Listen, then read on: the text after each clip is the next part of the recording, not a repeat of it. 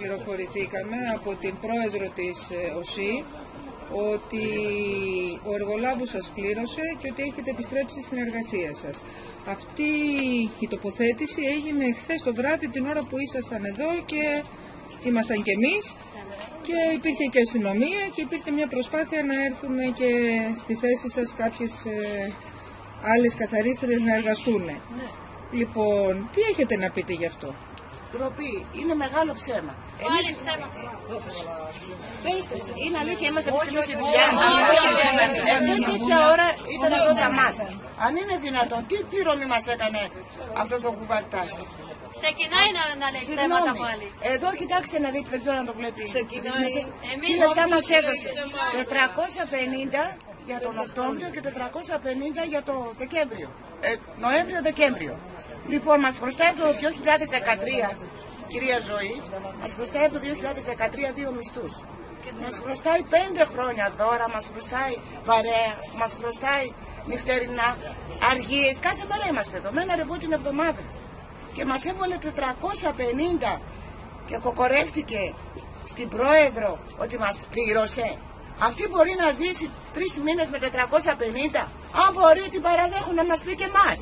Για να πληροφορηθούν λοιπόν ο κόσμος ο οποίος έμαθε και άκουσε τις δηλώσεις ότι εσείς έχετε πληρωθεί και ότι έχετε επιστρέψει στην εργασία σας. Γιατί αυτό είναι ψέμα!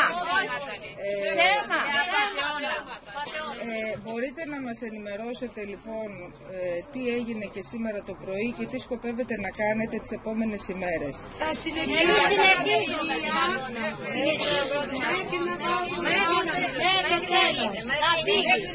Εμείς η Τρίτη έχουμε τριμερείς. Τριμερείς στο Υπουργείο έχουμε την Τρίτη.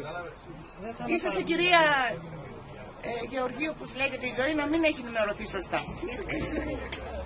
Άλλα μάλλον κάτι άλλο της λέει ο εργολάβος. Και σέματα λέει ο Φώτης και Φάπου. Η αλήθεια είναι αυτή. Είναι κανένα ψέματα. Την Τρίτη έχουμε τριμερείς πάντως. Οπότε το πρόβλημα παραμένει και συνεχίζεται.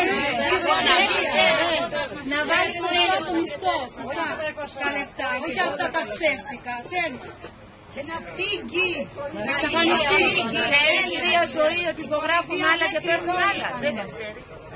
Τα ξέρει μια καλά. Όχι, τα ξέρει, τα ξέρει. Λοιπόν, εκεί στα γραφεία της γίνονται αυτά και τα ξέρει. Εκεί λαδώνονται. Θέλετε να μας πείτε κάτι άλλο? Τι να πούμε? Να μας πληρώσουν. Να φέρε τα λεφτά. Να μας πληρώσουν. Αυτά που δικαιούμαστε, όχι τα ψίχουλα που έστειλε. Με τον τόρο και όλοι έχουμε στοιχεία να δείξουμε τι έβαλε στα ενιαία. Να σας ρωτήσω κάτι. Από ό,τι καταλάβαμε, από αυτά που ακούσαμε από τη συνέντευξη που δόθηκε, ο εργολάβος πληρώθηκε από την ΟΣΥ. Πάντα πληρώνει. Και διαβεβαίωσε προφανώς ότι σας έχει τακτοποιήσει.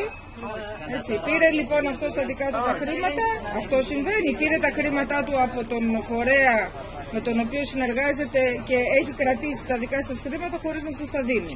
Ναι, πάντα έτσι, 5 χρόνια αυτό γίνεται και το ξέρουν όλα.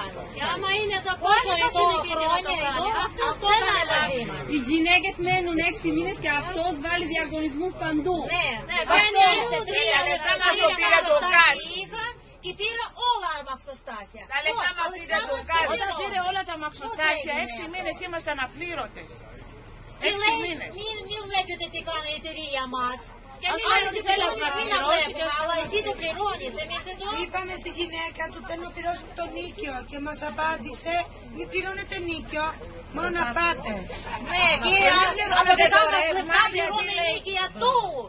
Εγώ δεν πρέπει να πληρώνω. Μην πληρώνετε ρέμα, δεν θα σας το κόψουμε. Μην πληρώνετε έμφυα. Αυτή είναι η συμβουλή η γυναίκα του εργολάβου. Να είστε καλά.